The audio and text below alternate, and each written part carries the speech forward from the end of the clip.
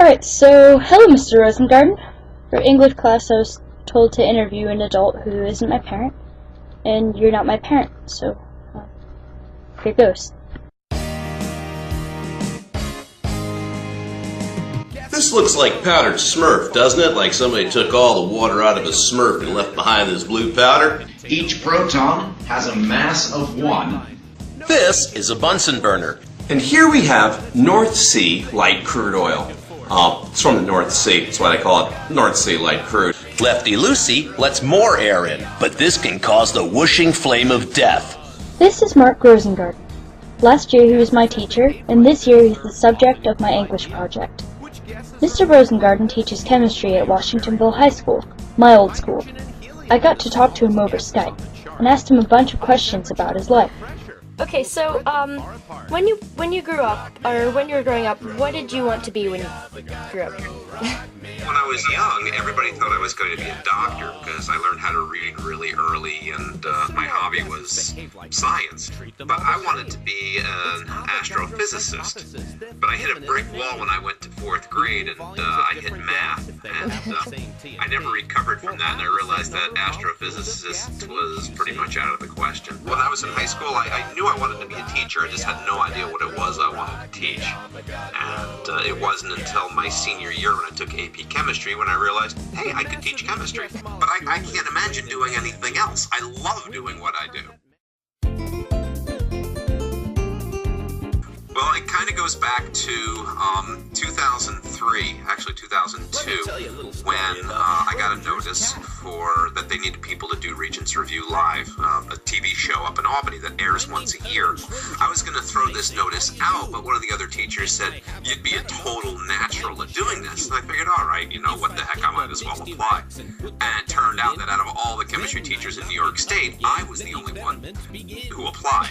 So I got the job. And I really enjoyed it, and I did a pretty good job with it, and they said it went really well, and that was in 2003, and so I did it in 2004, and I took voice lessons in 2005, and they came to the school, and we recorded videos, demonstrations that August, and that's kind of how I got the idea. And then a couple of years ago, one of my students wasn't doing her homework, and I said, what's holding you back? Why are you having difficulty doing your homework? And she says, well, I understand it when you do it in class, but when I get home, I can't figure out how to do it. So I figured, okay, I'm going to take that excuse away.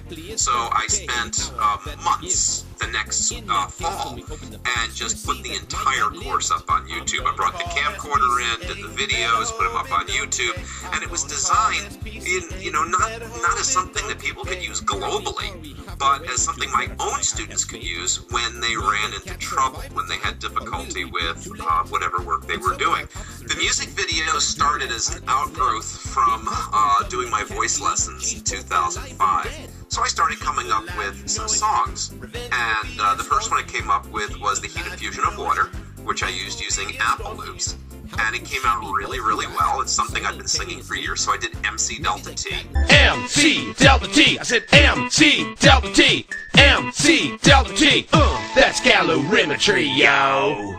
And within about a month or so, I had 15 songs for Rock Me Avogadro sent out as a CD and just started selling it on my website. Music videos. You can blame that on our principal, Mr. Rossi. He was coming in for an observation, and it was in December. It was the end of the semester, and we were doing organic chemistry. And I had this song called "It's a Family Thing." So I figured, well, for my observation, let me do something unusual. So I sat down and made a music video for "It's a Family Thing." And it was such a huge hit, I decided, well, let's do it for all the rest of the videos, too.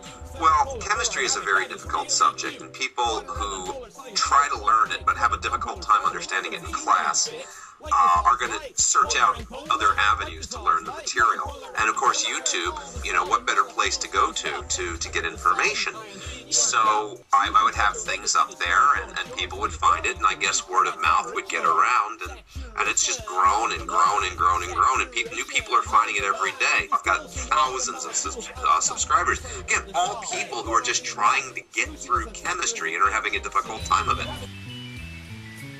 Your mother was a Stratus. I like to hang out with my kitty cats. I've got 3 wonderful kitty cats. Actually, hang on a second. This is my little Mina. This is what I like to spend my time doing most of all, is petting this little kitty cat.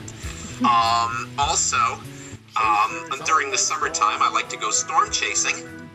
I go for about 10 days every summer.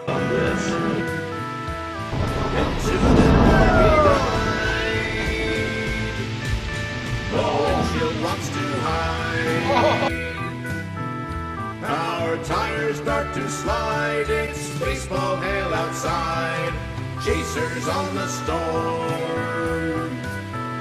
There's debris across the road, I hope it's not someone's abode. I like to go hiking and I like to go biking. I do drawing and painting, I make music, I do other kinds of videos, I like to play around with gadgets, I go geocaching, I do amateur astronomy, I do a lot of solar observations and stuff like that. Well, based on everything that I've seen happen around the country in the last couple of years, I would have to say that the American dream is a myth. You know, when I see students of mine graduating from high school, going to college, going into debt, massive amounts of debt, graduating from college and being completely unable to find a job, nothing that will allow them to purchase a home or to start a family, you have to ask yourself, was the American dream ever something that was really there? It's very discouraging, it's very disheartening to know that, you know, here I am trying to help a group of you know, future voters and employees and leaders to get through high school. But what kind of prospects do they have once they graduate? I mean, what's out there waiting for them? All the jobs have been exported to countries where it's cheaper to hire people. You know, only if you've got massive amounts of talent or incredibly lucky or know somebody does the American dream even seem possible anymore. The American dream used to be, you know, you graduate from school, whether high school or college, you get yourself a decent job, you earn yourself a decent wage, something that you can raise a family on, you get married, you have kids, you get the white picket fence, 2.5 dogs, all the rest of that stuff, you know, a Chevy in the driveway, an apple pie in the oven. But that's a fantasy, and that's all it really ever was. When you have 400 people controlling the vast majority of the wealth in this country, more wealth than the bottom 150 million people own, you have to ask yourself, what is the American dream? When I started teaching, I wanted to be an award-winning teacher, and now I am an award-winning teacher now. When I hit 38 years old, I wanted to be world famous by the time I was 50, and I'm kind of world famous now because of this YouTube stuff, and, you know, I'll be 45 this year, so I still have 5 years to really hit major fame, but my dream has changed. I have 10 more years of teaching to go. My dream now is to have my own show on the Discovery Channel.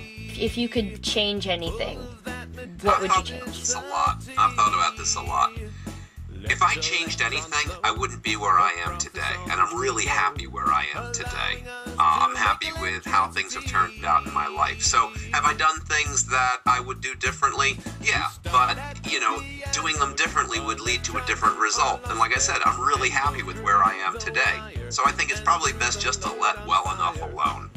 Because we are the sum total of not only our successes, but our failures, and we require both of them to grow and to learn from. And if I hadn't made those mistakes, if I somehow bypassed those mistakes, I wouldn't have learned from them, and I wouldn't have ended up as I am today. I love what I do, and every moment that I'm in the classroom doing my thing is just absolutely awesome, and I wouldn't trade it for anything. Where? We start at the anode, electrons are lost there, and go through the wire, and through the load on fire. They enter the cathode, and reduce the cations, and the anions go through the salt bridge back to where? Where?